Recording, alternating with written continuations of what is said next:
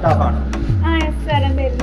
അതെന്താണ് ഞാൻ ഈ വെബ്സൈറ്റിൽ കണ്ട് ഈ 10th January 2026 എന്താണ് ജൂപ്പിറ്ററുടെ ഓപ്പോസിഷൻ ഉണ്ട്.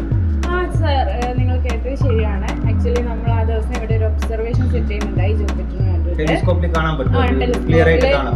അതായത് നമ്മുടെ സ്കൈ നല്ല ക്ലിയർ ആണെങ്കിൽ, ക്ലൗഡി ഒന്നും അല്ല എന്നുണ്ടെങ്കിൽ നമുക്ക് നല്ല ക്ലിയർ ആയിട്ട് ജൂപ്പിറ്റർ കാണാൻ വേണ്ടിയിട്ട് പറ്റും. എന്താണ് ശരിക്കും എന്താണെന്നുള്ളത് നമുക്ക് നമ്മുടെ ആസ്ട്രോണമി ഗാലറിയിൽ നമുക്കൊരു സോളാർ സിസ്റ്റം മോഡൽ ഉണ്ട്, അവിടെ പോയിട്ട് നോക്കാം. സർ, ആക്ച്വലി നമ്മുടെ സോളാർ സിസ്റ്റം മോഡലാണ്. അപ്പം ഈ കാണുന്ന രീതിയിൽ അല്ല നമ്മുടെ സോളാർ സിസ്റ്റം എന്നറിയാം അല്ലേ. പ്ലാനറ്റ്സ് എല്ലാം സണ്ണിന് ചുറ്റും മൂവ് ചെയ്തുകൊണ്ടിരിക്കുകയാണ്, അതായത് സണ്ണിനെ റിവോൾവ് ചെയ്യുന്നുണ്ട്.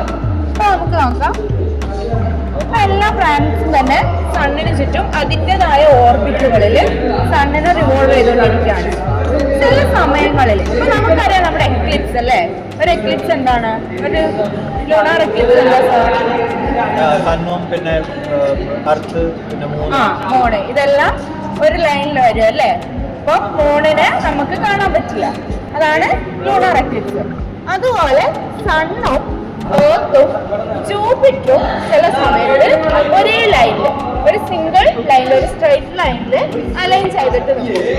അപ്പൊ എന്താണ്, സണ്ണ് ഇൻ ബിറ്റ്വീൻ എർത്ത് പാരലലായിട്ട് ജൂപ്പിറ്റർ സ്ട്രൈറ്റ് ലൈനായിട്ട് വരുന്ന ആ ഒരു അലൈൻമെന്റിനാണ് നമ്മൾ ജൂപ്പിറ്റർ ഒപ്പോസിഷൻ അഥവാ വ്യാഴത്തിന് ഒപ്പോസ് ചെയ്യുക എന്നുള്ള രീതിയിൽ പറയുന്നത്.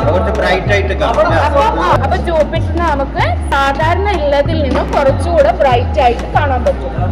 നമ്മൾ ഈ വരുന്ന ശനിയാഴ്ചയാണ് ഇത് നടക്കാൻ പോകുന്നത്, വരുന്ന 10th January അന്നേ ദിവസം ഇവിടെ നമ്മൾ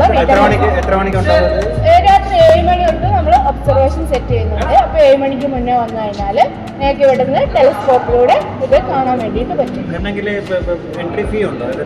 10 rupees ആണ് നമ്മുടെ ചാർജ് വരുന്നത്. നമ്മൾ നോർമലി എല്ലാ ഒബ്സർവേഷനും വെക്കുന്ന അതേപോലെ തന്നെയാണ്. Okay sir, thank you.